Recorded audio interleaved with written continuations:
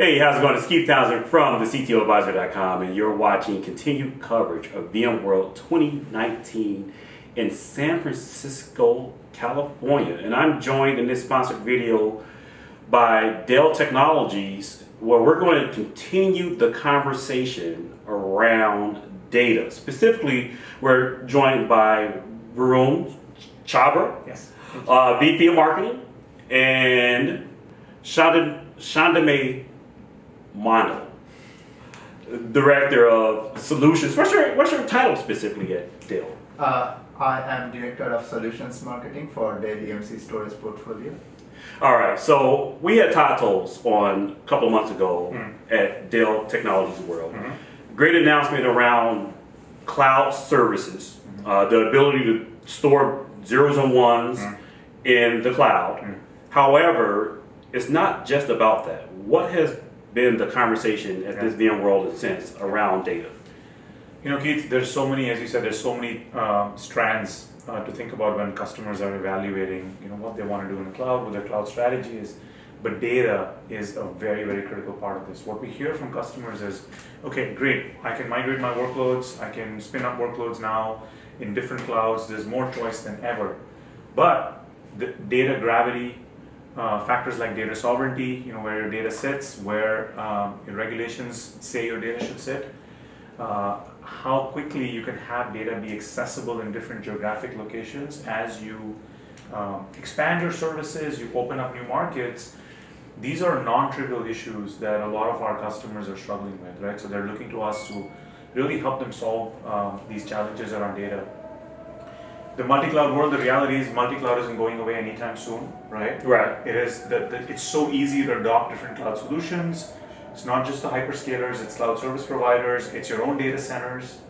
But with that choice comes that complexity of having to figure out how to have all these piece parts move around and moving data over the WAN, as challenging as ever, right? We haven't figured out a way to get that across. Haven't figured out how to beat the speed of light. Yes. So, Shandame, talk to me about that. Talk to me about this speed of light challenge that customers have. If I love the compute in GCP, and I want the services of event-driven compute in Lambda and AWS, but my data is needed in both platforms, how do I make that work? I mean, that's a practical problem. I need the data in both locations, but I can't practically manage my data in both locations. Absolutely. And in fact, not only you need data in both locations, it also brings out how do I move my data from cloud 1 to cloud 2 to cloud 3. And each time you attempt to do that, you have to pay the egress fees of getting out, getting in, all of those things.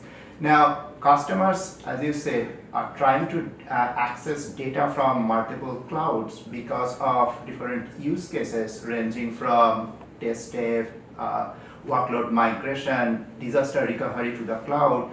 Now, we at Dell Technologies have come up with different cloud storage services. I'll give you one specific example that helps customer with exactly the same problem you are talking about. So we know here at VMworld, VMware Cloud on AWS, that's a great solution where you can move your on-premises SDDC to the cloud with consistent operations with all the workloads, right? But if you take a look at it, storage is associated with compute nodes. So as you need to grow your storage, it becomes costly. But not only that, the storage is not persistent, right? So once you delete a node, storage goes away. In order to solve that problem, okay, VMware offers something called external storage through managed services. And we, Dell Technologies, offer cloud storage services where the external storage can live in another cloud. So let's pause there for a sec. Make sure I capture this thought. And VMC, VMware Cloud on AWS, is built on vSAN. Each individual node has a certain amount of data. I think it's either 5 to 10 terabytes of data. We had Yang Bing Ling on last year who used to work for VMware. She led the she was SVP of storage and availability at VMware. And she talked about how for some customers, that 10 terabyte limit, one, is simply not enough data. And then you're saying, and you're adding upon that, is that that data is ephemeral in the sense that it's not what I don't want to say it's not what I'm accustomed to. You have the limitation of that data attached to that node. Yes, and like when you are growing from 10 terabyte to 20 terabyte, guess what? You are not going to pay just for storage, but the compute that needs to be associated. But that's with a classic HCI problem. Yes. Each block is both compute and Yes. storage. If I want either or, if I want more CPU, if I want more memory, or if I want more storage, I have to add another block. Yes. Now think about this alternate solution, right? So suppose you have Dell EMC storage, whether it's PowerMax or Unity or Isilon, the enterprise grade high performance, resiliency, availability sitting somewhere in a managed services cloud, and then we give you managed direct connect to like AWS, GCP, Azure. Now what you are getting is you can actually get persistent, durable storage where you can directly connect from multiple different clouds, and you don't have to move the data around, and you can scale and get all these enterprise grade features independent of like your compute. So let's take the example of you want to do disaster recovery to the cloud. How can we achieve in this model, right?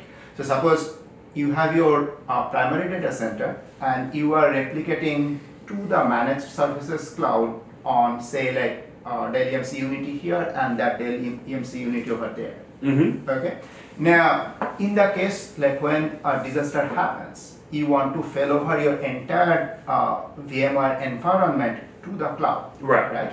So what you do, you take that replicated data, make it a cloud volume, which essentially means it can be attached directly to VMware Cloud on AWS.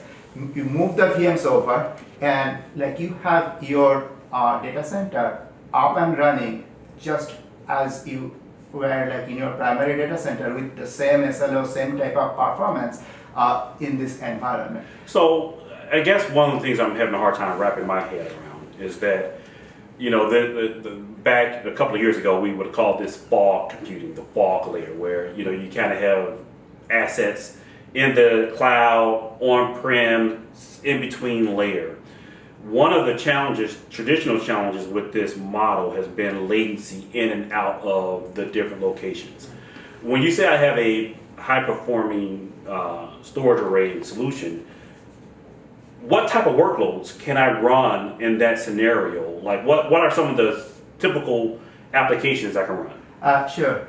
You can actually run. See, I gave you the failover example, right? So there are like a couple of use cases that you can do. So for example, analytics workloads. Like you have like a large pool of data, you move it to the cloud, and you run analytics on top of it. Right? So let's go deeper, a little bit deeper down that in that scenario. I have the analytics piece. You know, one of the problems that people are having, which is real time, is that they have something like a SAP HANA, and they want to analyze data sets from different sources. What would be really great is if I could take a Unity snapshot of the data, put it into the cloud service, hydrate that snapshot, attach VMs or cloud native services to that, and run analytics against that. Is that what you're saying that we can basically do? Yes, and in fact, like another extension would be with the Isilon example, right? You can actually have a data lake built into the cloud, and then you can access data using many different protocols from many different clouds, running the analytics on that data lake built on Isilon. No, I think that's great. I mean, what this enables essentially, Keith, is that what we hear from customers is they want to take advantage of these services that these proprietary services that the cloud providers are providing. Right? It's, you know, some cloud providers have a better AI ML engine, right? Some have really good analytics engines. But the limitation has always been how do we get our data there? And now you're basically saying you have very low latency connections to those compute services that are accessing your data. But at the same time, it's your data, it's your crown jewels, right? So you have the durability, the SLO, all of the things that you take advantage of and depend on premises, cannot take advantage of that in the cloud environment as well. So the CTO advisor has this framework that we call the data infrastructure, in which you're saying, you know what, no matter where your workload meaning the compute, the application, etc., wherever that lives is irrelevant to your data infrastructure. Your data infrastructure should be consistent across IaaS, on-prem, and SaaS, hopefully in the future. So what you guys are laying out is basically a vision for that back end, for that data infrastructure framework, the ability to kind of move compute wherever you need it to be. Of course, you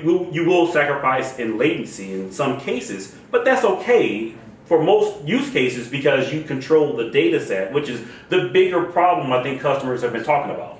And as far as the latency point you are making, so these managed clouds are actually co-located with hyperscaler cloud environments. So like we have direct connect from Amazon cloud to this managed services cloud. So yes, you cannot get say less than 300 microsecond latency that we offered in Powermax, but within 3 milliseconds of latency and with like less than we are seeing like say less than 70%, 75% less cost, you can actually like achieve this advantages. So yeah, when I hear direct connect, I think of direct connecting from the customer perspective, in which I have a direct connect from my data center to AWS, which goes over a WAN connection. But this isn't the case. This is direct connect co-located next to a hyperscaler, etc. So we're getting LAN speeds from my storage to VMware on AWS cloud to the external storage. So like you are getting that speed. Okay. So I really appreciate you guys taking the time out of your busy VMworld schedules to go deeper into the data solutions within Dell EMC and Dell Technologies. If people wanted to engage Dell Solutions team, how would they do that? They should go to dellemc.com/cloud, and we have information there as well as how to reach our different teams right from there. Shandame, Varun, I really appreciate you guys stopping by. Thanks for having us. For more coverage from VMworld 2019, visit the website, thectoadvisor.com. More importantly, subscribe to the YouTube channel so you can keep getting these alerts about the content that we create. We are having more conversations, at least 3 more conversations with Dell Technologies throughout the week, as well as VMware. Stay tuned. Follow the hashtag CTO Dose. Talk to you next, CTO Dose.